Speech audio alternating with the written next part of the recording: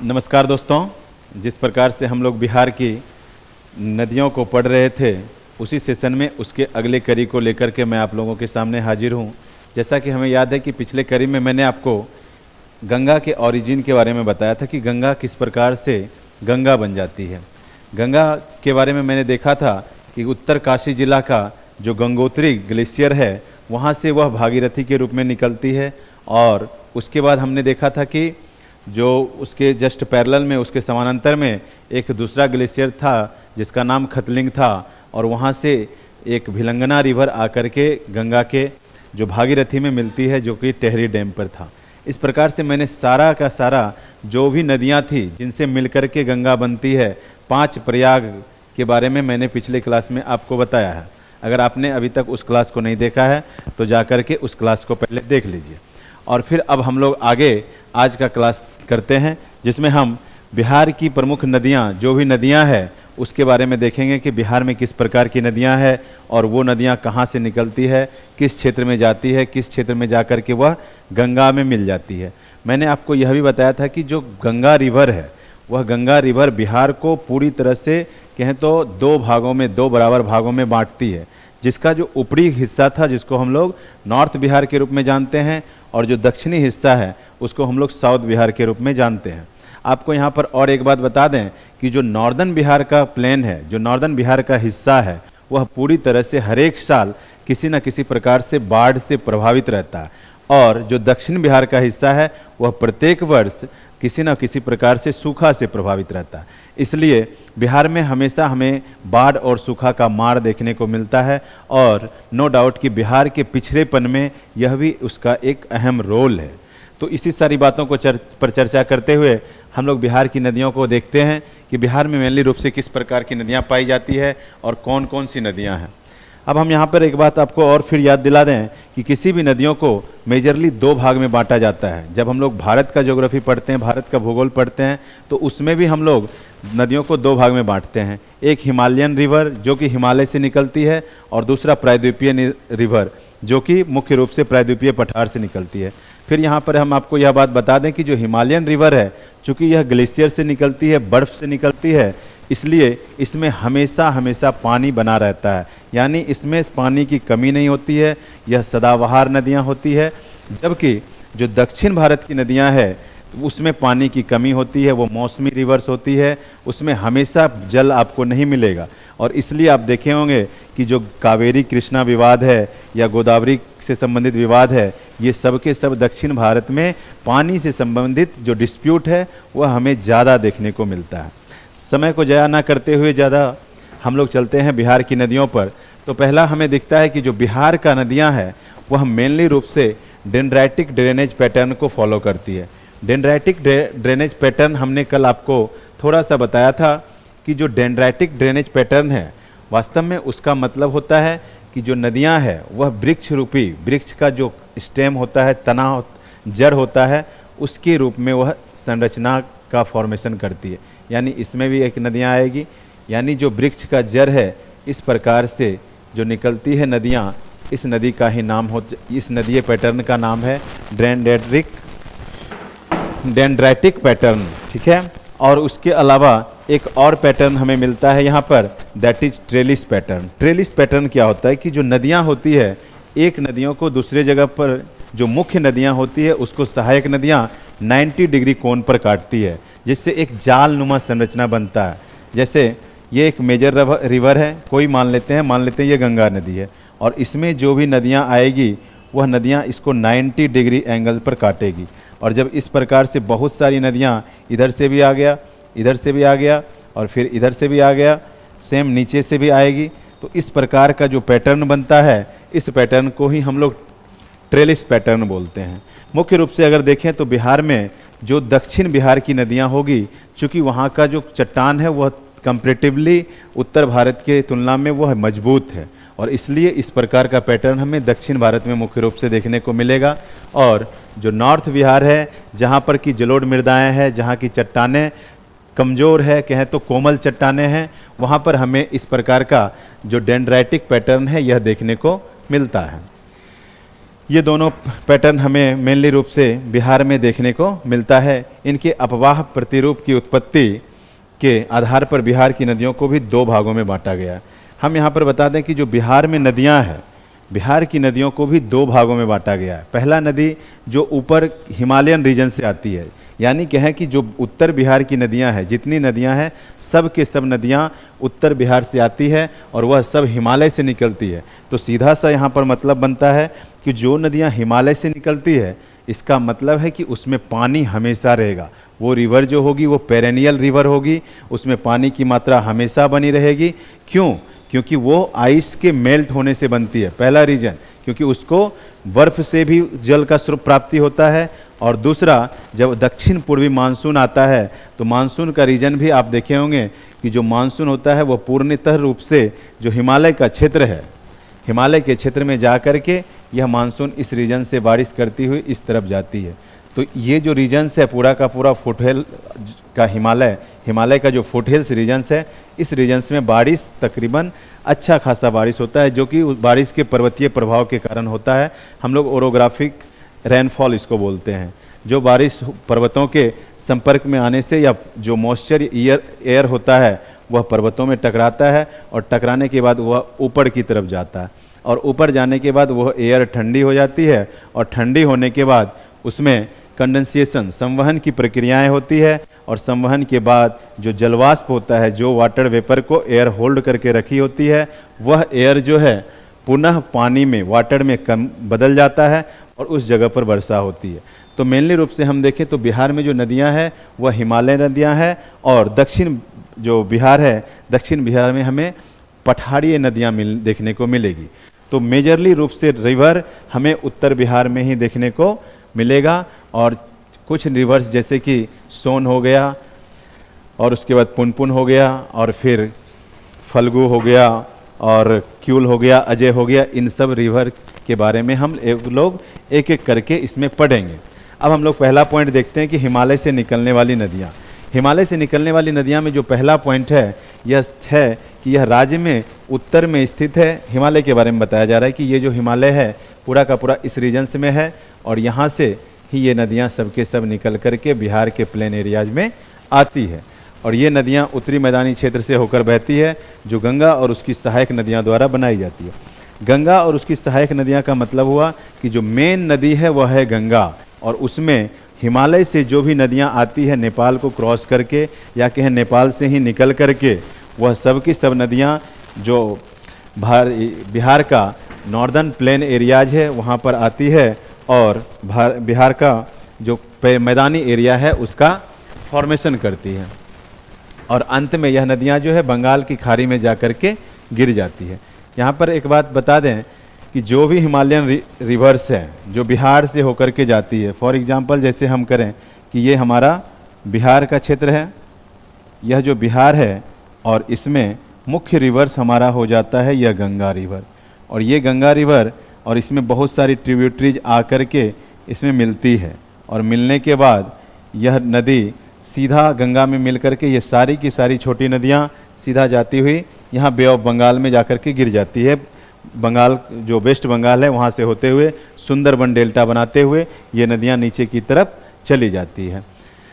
दूसरा पॉइंट देखते हैं कि यह नदियाँ गंगा, घाघरा, गंडक और बूढ़ी गंडक, कोसी, कमला, बलान, बागमती और महानंदा नदियाँ हैं। यानी कि इसके जो ट्रिब्यूटरी हैं ये फिगर गलत है, ये फिगर चूँकि नहीं ये फिगर सही है, ये फिगर जो है यह सही है। आगे एक गलत फिगर आपको मिलेगा जो पीपीटी में थोड़ा गड़बड़ी हुआ है, कोई बात नहीं। ये जो रिवर्स हैं हम देख रहे हैं कि यहाँ पर गंगा रिवर्स यहाँ से स्टार्ट होती है और ये जो राम गंगा रिवर दिखाया जा रहा है यहाँ पर, ये वास्तव में राम गंगा रिवर ये यूपी में बहती है। वरुण हो गया, गोमती हो गया, यहाँ तक हमने बताया था आपको कि गंगा जो है हरिद्वार से मेनली रूप से नदी है, ये मेनली रूप से मैदानी एरिया में इंटर करती है और इंटर करने के बाद उसकी जो ट्रिब्यूटरी है रामगंगा, वरुण, गोमती, ये सब यूपी में पड़ती है। लेकिन जैसे ही गंगा चौसा में बिहार में एंट्री करता है, बक्सर में, आगे हम लोग देखेंगे इस बात को, तो उसकी पहली जो ट्रिब्यूटरी है, उस पहली जो सहायक नदी है दैट इज घाघरा नदी। और घाघरा नदी बिहार के और यूपी के बॉर्डर से आती हुई यह गंगा में मिलती है। देन फिर गंडक है, फिर बूढ़ी गंडक है, कोशी है, महानंदा है। महानंदा सबसे ईस्टर्न पार्ट ऑफ रिवर है। बिहार का सबसे पूर्वी नदियाँ महानंदा ही है। ये नदियाँ, उसके बाद आगे देखते हैं, अपने बाढ़ के मैदान में ये नदियाँ उपजाऊ जलोढ़ जमा करती है और मियंडर्स बनाती है और अक्सर अपना मार्ग बदलती है। मियंडर्स क्या होता है कि जो नदियाँ होती है जब उतरती है तो अपने साथ, जब वो पहाड़ से उतर कर के, स्लोप से उतर कर के मैदानी एरिया में आती है तो वह अपने साथ अवसाद लेकर के आती है, और अवसाद लेकर के, सेडिमेंट्स लेकर के जब वह नदियाँ आती है तो वह नदी उसका जो स्पीड होता है वह कम हो जाता है। क्योंकि सिंपल सा बात है कि कोई नदियाँ जो है, मान लिया जाए इस स्लोप से उतर रही है, ये स्लोप से जब उतर रही है तो ढाल तीव्र है, तो नदियों का स्पीड, नदियों का वेलोसिटी तीव्र होगा। और जैसे ही यह नदियाँ इस क्षेत्र में, मैदानी रीजन्स में आता है, तो ये जो अपने साथ सेडिमेंट को लोड किए हुए हो रहता है, ये सेडिमेंट को अब यहाँ पर ढाल मंद होने के कारण उसको वो बहा कर ले जाने में कैपेबल नहीं होती है, जिसके कारण ये जो नदियाँ हैं ये मियांडरिंग करने लगती है, यानी कि इस प्रकार की संरचनाएं करने लगती है और इस प्रकार से बहती है, यानी कि जिसको बोलते हैं मडराना, कि नदी किधर से किधर जा रही है ये नदी को भी नहीं पता होता है। और यही घटनाएं जब होता क्या है कि ये नदियां जब मियांडर कर रही होती है और किसी कारण से यह जो है यहाँ से बार बार घूम रही थी, इस रीजन से घूम रही थी, लेकिन कुछ समय के बाद यह जो है यहीं से घूम जाती है और ये पूरा का पूरा सेक्टर नदी से कट करके बगल में एक जलनुमा संरचना का निर्माण हो करता है, जिसे स्थानीय नाम में मन या चौड़ भी कहा जाता है।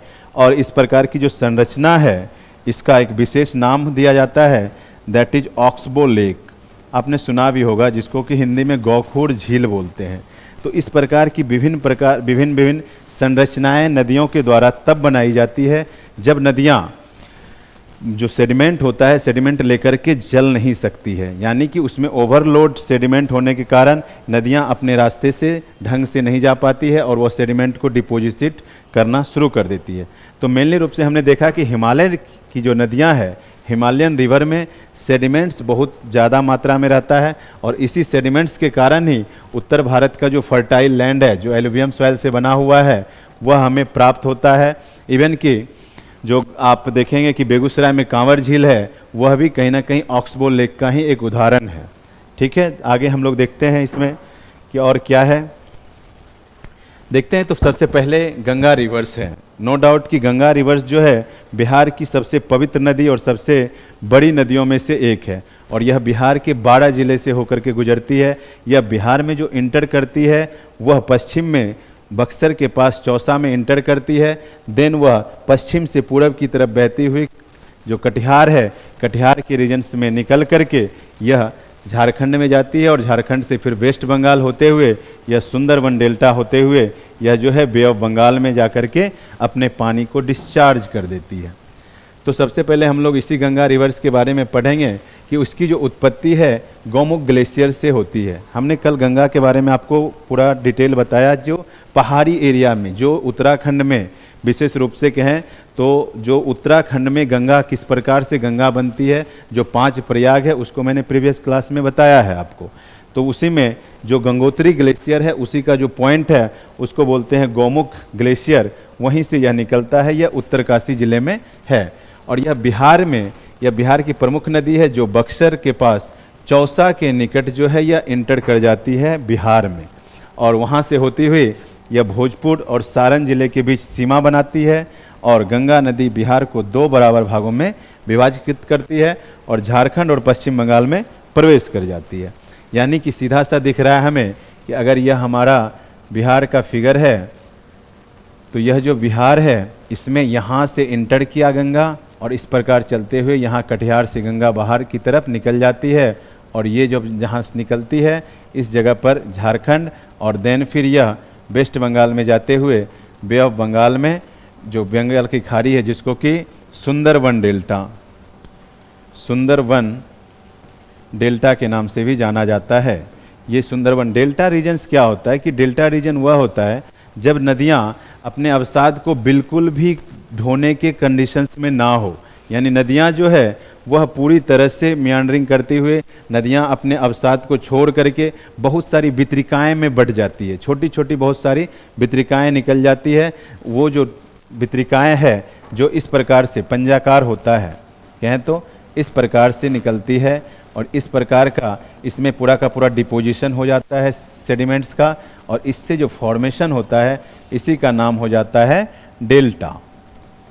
इसी का नाम हो जाता है डेल्टा। यहाँ पर आपको एक और बता दें एक चीज़ कि जो पश्चिम में गिरने वाली नदियाँ हैं वह डेल्टा नहीं बनाती है, वह बनाती है एस्चुरी। और किसी भी जगह पर एस्चुरी बनने के पीछे वहाँ पर उपस्थित जो चट्टान है वह मेजर फैक्टर रोल प्ले करता है कि जो चट्टान है वो काफ़ी हार्ड होता है, और हार्ड होने के कारण जब नदियाँ चलती है वहाँ से तो वो उसका इरोजन प्रॉपर तरीके से नहीं कर पाता है, जिसके कारण उसमें सेडिमेंट्स की मात्रा कम हो जाती है। ठीक है, तो इसलिए वह जो जिसमें सेडिमेंट होती ही नहीं है वो एस्चुरी बनाती है। एस्चुरी कहने का मतलब कि वो अपने नदी जो है अपने पानी को डायरेक्ट समुद्र में गिरा देती है। जैसे एग्जाम्पल में हम आपको बताएं कि नर्मदा और ताप्ती नदी जो कि भारत में पश्चिम की तरफ यहाँ से बहती है इस तरफ से, और ये खंबात की खाड़ी में आकर के गिर जाती है। ये दोनों नदी मुख्य नदी है जो कि एस्चुरी का निर्माण करती है। लेकिन बिहार में बहने वाली जितनी भी नदियां हैं सबके सब बे ऑफ बंगाल में जाती है और यह डेल्टा का फॉर्मेशन करती है। नेक्स्ट पेज में देखते हैं हम लोग क्या है कि बिहार में गंगा की कुल लंबाई 445 किलोमीटर है। इस पॉइंट को आप लोग एकदम ध्यान रखेंगे कि बिहार में कितनी लंबाई तक गंगा बहती है। जो गंगा की लंबाई है 445 किलोमीटर तक है, और इसमें राज्य में 15,165 वर्ग किलोमीटर जल निकासी क्षेत्र है, और इस नदी का ढाल बहुत ही कोमल है। इस प्रकार मानसून के मौसम में इसमें पानी के दोनों किनारे तटबंध तक फैल जाता है और बाढ़ जैसी स्थिति पैदा करती है। यानी कहने का मतलब हुआ कि जो गंगा है, गंगा का ढाल बहुत ही कोमल है, और जब मानसून्स आता है तो मानसून्स आने के दौरान जब हिमालयी रीजन्स में बारिश होती है तो हिमालयी रीजन्स में बारिश होने के बाद जितनी भी नदियां हैं सब में पानी फुल हो जाता है, पानी उसमें बढ़ जाता है, और वो सब नदियां आकर के गंगा में मिलती है। तो बाय डिफ़ॉल्ट गंगा में भी पानी की मात्रा बढ़ जाती है, जिसके कारण जो है गंगा भी बिहार सहित पूरे भारत में बाढ़ लाती है, और बाढ़ ला करके वो जो तटबंध है उस तटबंध को क्रॉस कर जाती है। ठीक है, इसके बाद यह नदी पूरे राज्य में नौगम्य की सुविधा प्रदान करती है। यह व्यापार और परिवहन के लिए भी बहुत अच्छा स्रोत प्रदान करती है। आपको बता दें कि जो नौगम्य होता है कि जो नौका के द्वारा किसी भी सामान को एक स्थान से दूसरे स्थान तक ले जाना। इसमें यहाँ पर यह ध्यान देने वाला बात है कि जो नौगम्य फैसिलिटी है, नौगम्य फैसिलिटी में किसी भी सामान को एक जगह से दूसरे जगह ले जाने में जो खर्च होता है वह काफ़ी कम होता है। इसलिए इस पर सरकार बहुत ज़्यादा काम कर रही है। और आपने सुना होगा नेशनल वाटरवे का नाम, कि नेशनल वाटरवे 1, 2, 3 इस प्रकार से बहुत सारी नदियों को जोड़ करके या बहुत सारी नदियों में कनेक्टिविटी को बढ़ाने के लिए सरकार नेशनल वाटरवे का विकास कर रही है, और जगह जगह पर नदियों के पानी की मात्रा को मेजर कर रही है, उसमें सिल्ट की मात्रा को मेजर कर रही है, ताकि जो नेविगेशन है, ताकि जो नौगम्यता है वह पूरी तरह से अच्छी तरह से बनी रहे और सामान को एक जगह से दूसरे जगह ले जाना आसान हो। जैसे ही सामान को एक जगह से दूसरे जगह ले जाना आसान होगा, सामान में किराया कम लगेगा, यानी जो उसका खर्च है वो कम होगा, तो बाय डिफ़ॉल्ट वो सामान लोगों को सस्ता प्राप्त होगा। गंगा की कई सहायक नदियां हैं। जैसे उत्तर से दक्षिण की तरफ देखें तो हमने बताया था आपको कि जो शुरुआत होती है गंगा की, यह उत्तर से दक्षिण की तरफ ये हमारी गंगा है, और यहाँ से स्टार्ट होती है ये Ghaghara river. Ghaghara river mainly रूप से जो बिहार है और यूपी है, इन दोनों के बीच सीमा का निर्धारण करती है। फिर आती है गंडक रिवर, और फिर आती है बूढ़ी गंडक, और फिर बागमती, फिर कमला, फिर कोशी, और फिर इसी प्रकार से महानंदा जो है eastern part of the Bihar है। सबसे ज़्यादा ईस्टर्न पार्ट में हमें महानंदा नदी ही देखने को मिलती है।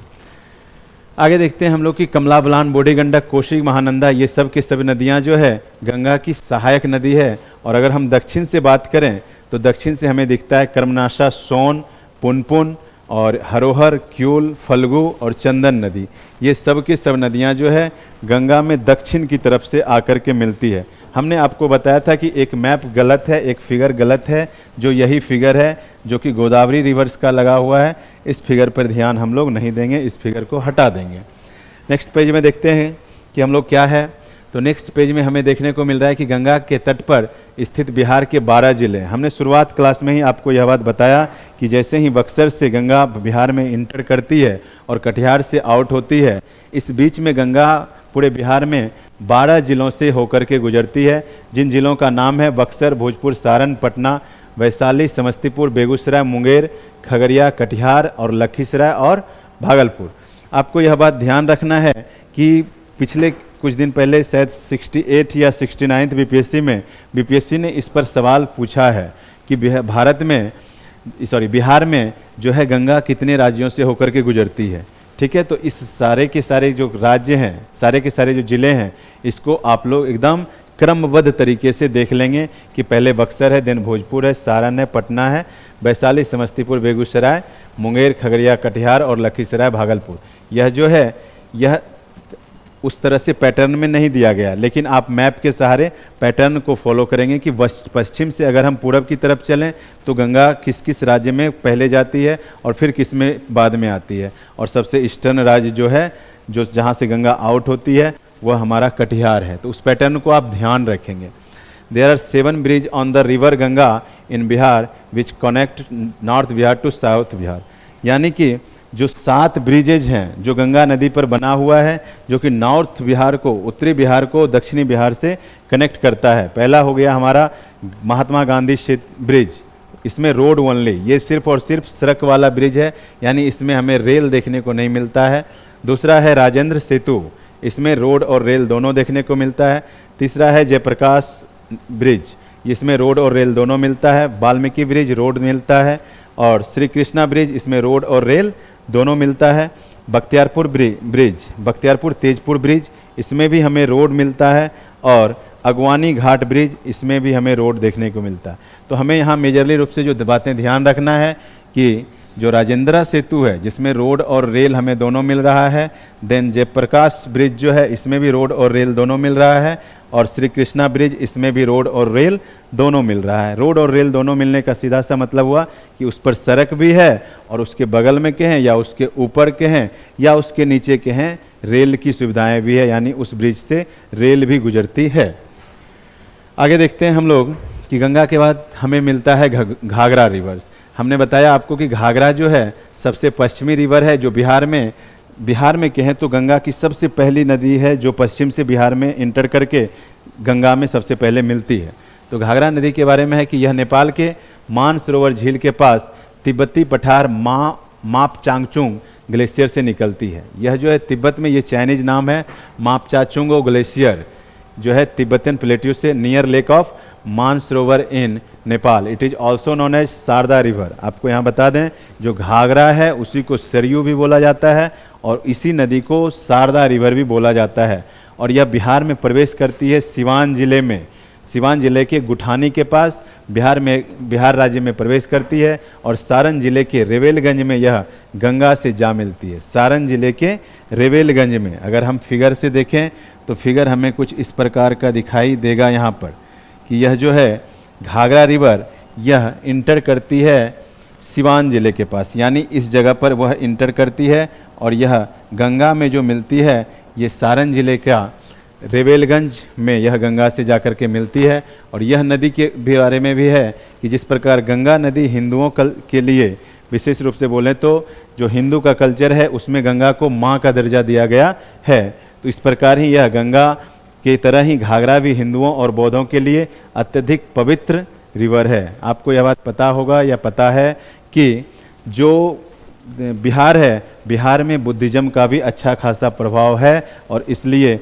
बौद्ध के लिए भी हमें नदियों को क्लियर करके रखना पड़ेगा कि कौन सी नदियों में बौद्ध धर्म का महत्व है। बिहार में लंबाई की बात करें घाघरा की, तो बिहार में इस नदी की कुल लंबाई 83 किलोमीटर है, यानी यह जो मानसरोवर झील के पास मापचांगचू ग्लेशियर से निकलती है और वहाँ से चलते हुए यह आती है, और आने के बाद यह टोटल बिहार में जितना ट्रेवल करती है, जितना दूरी को कवर करती है, वह है 83 किलोमीटर।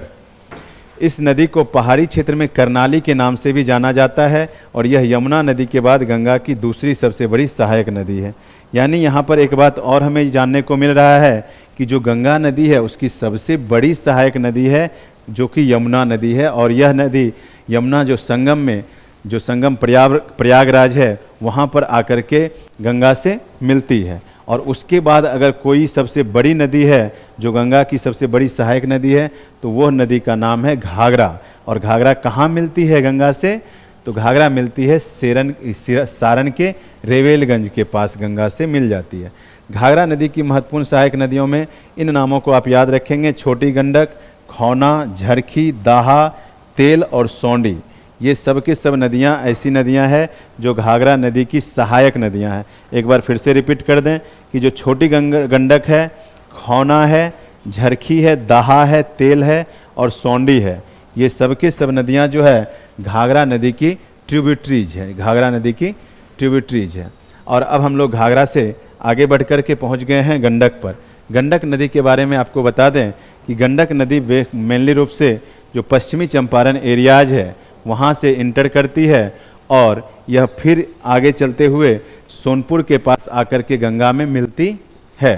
इस नदी को बिहार में नारायणी नदी के नाम से भी जाना जाता है और यह नदी भी बौद्ध धर्म के लिए काफ़ी फेमस प्लेस जो कि पश्चिमी चंपारण है, वहाँ पर यह नदी का प्रभाव हमें देखने को मिलता है। जो बुद्ध धर्म का ये जो वेस्ट चंपारण का एरिया है, यहाँ पर बुद्ध धर्म जो फॉलोवर थे अशोक के 3 स्तंभ जो लौड़िया नंदनगढ़, लौड़िया अरेराज और रामपुरवा स्तंभ मिला है वो इसी चंपारण रीजन से मिला है और वह यही गंडक के क्षेत्र का रीजन्स है, यही गंडक के आसपास का क्षेत्र है। तो देखते हैं तो गंडक के बारे में कि गंडक का उद्गम स्थल जो है यह उत्तर पश्चिम बिहार की महत्वपूर्ण नदियां हैं और यह नदी अन्नपूर्णा पर्वत नेपाल के मस्टैंग ग्लेशियर, यह जो है मस्टैंग ग्लेशियर से निकलती है जो नेपाल के पास है, विच इज लोकेटेड इन कुटांग जगह का नाम है, ठीक है, जहाँ से यह जो जहाँ पर यह मस्टैंग ग्लेशियर है वहीं से अन्नपूर्णा पर्वत से ये गंडक नदी निकलती है।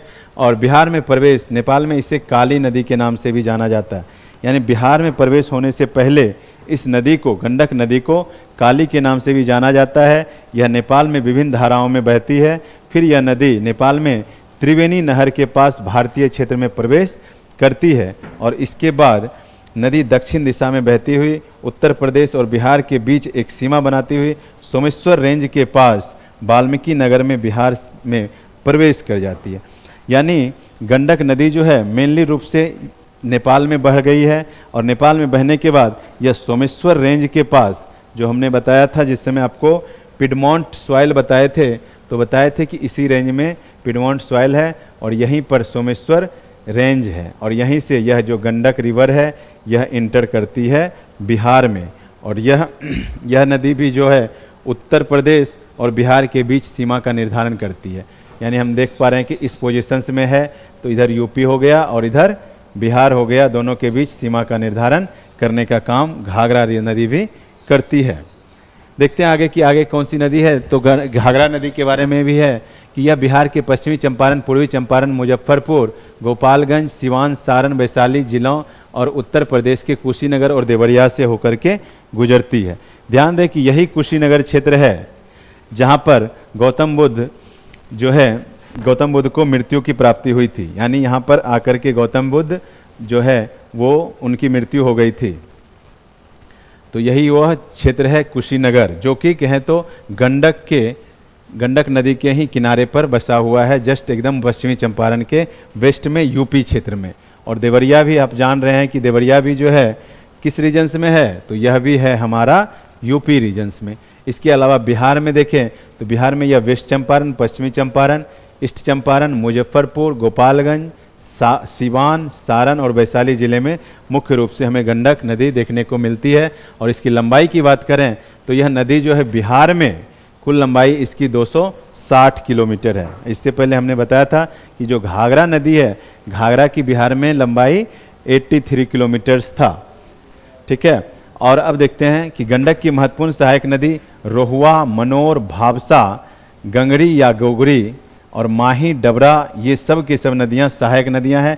इस पॉइंट को आप ध्यान रखेंगे, क्योंकि बीपीएससी अब जिस प्रकार से नदियों के बारे में क्वेश्चंस कर रही है, तो यह छोटी छोटी नदियों की सहायक नदियों के बारे में पूछ रही है, क्योंकि उन्हें पता है यह बात कि हर एक बच्चा जो है नदियों के बारे में ईस्ट टू वेस्ट या वेस्ट टू ईस्ट को पढ़ करके बैठा हुआ है। तो अब वो क्या कर रही है, अगला स्टेप देख रही है कि छोटी नदियाँ जो है पूछेगा उसी से क्वेश्चंस कि गंडक के बारे में ही, लेकिन गंडक की ट्रिब्यूटरीज के बारे में पूछ लेगा।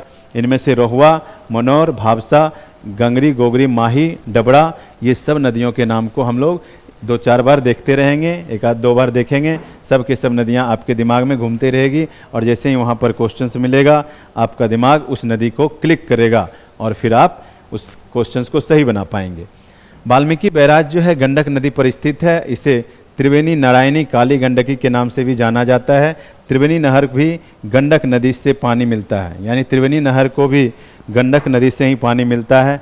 हम यहाँ पर आपको फिर एक बात बता दें, जो त्रिवेणी नहर है यह गंडक नदी पर स्थित है या गंडक नदी से इसको पानी मिलती है। यह क्वेश्चंस कई बार VVI में इसको हम नोट डाउन कर रहे हैं, यह क्वेश्चंस कई बार बीपीएससी ने प्रीवियस ईयर क्वेश्चंस में पूछा हुआ है कि त्रिवेणी नहर को किस नदी से पानी प्राप्ति होती है।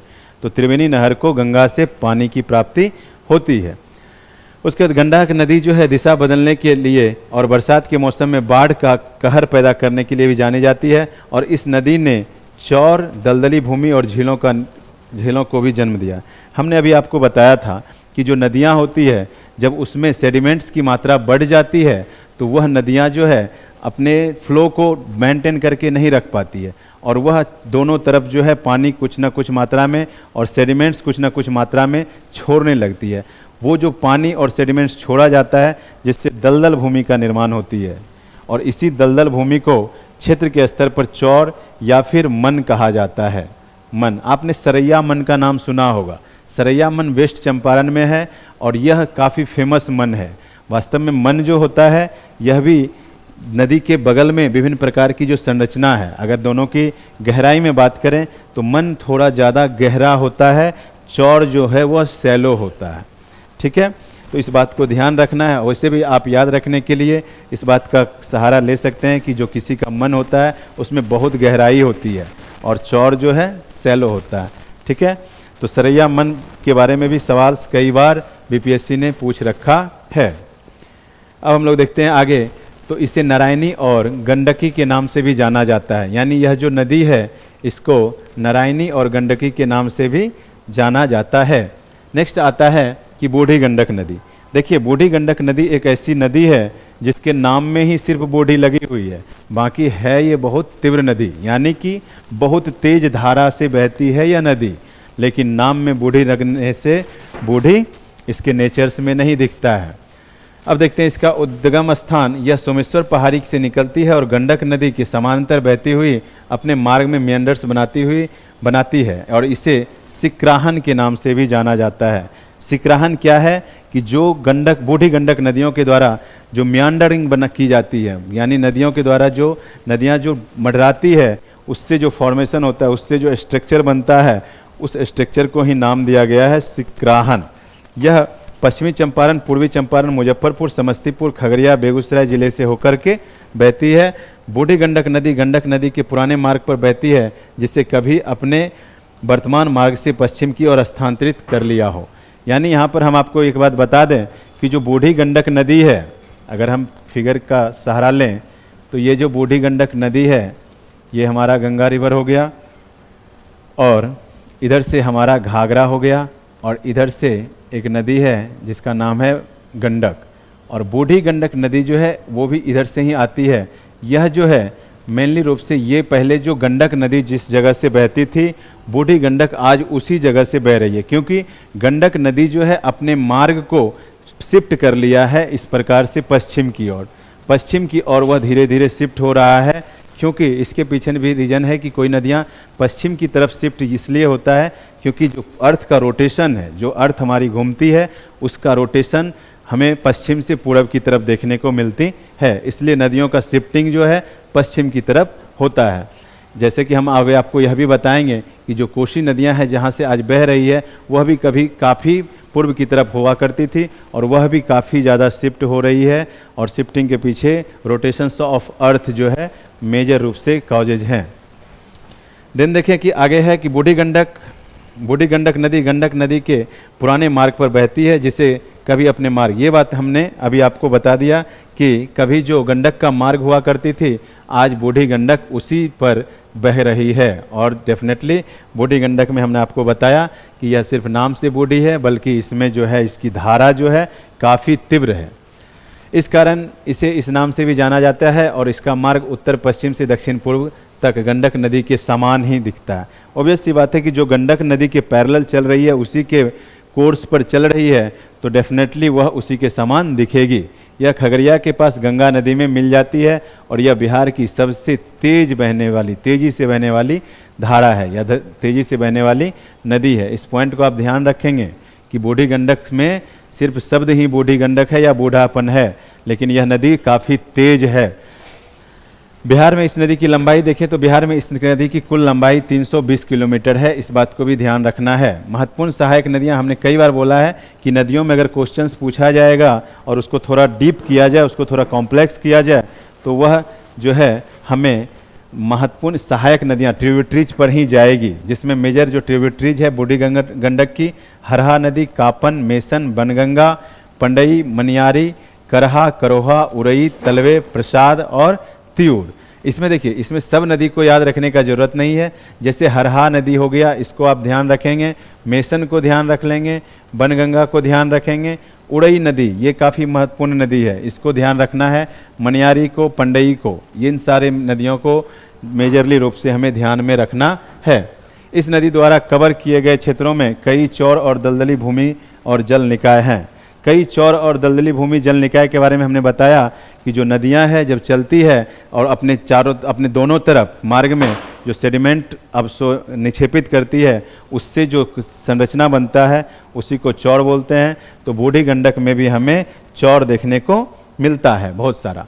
अब है हमारी कोसी नदी, जिसको हम लोग अगले क्लास में देखेंगे कि कोसी नदी को सौरो ऑफ बिहार क्यों कहा जाता है, या बिहार की शोक नदियाँ क्यों है, जिसे हम लोग अगले क्लास से कंटिन्यू करते हुए पूरा का पूरा उत्तर बिहार की नदियाँ देखेंगे।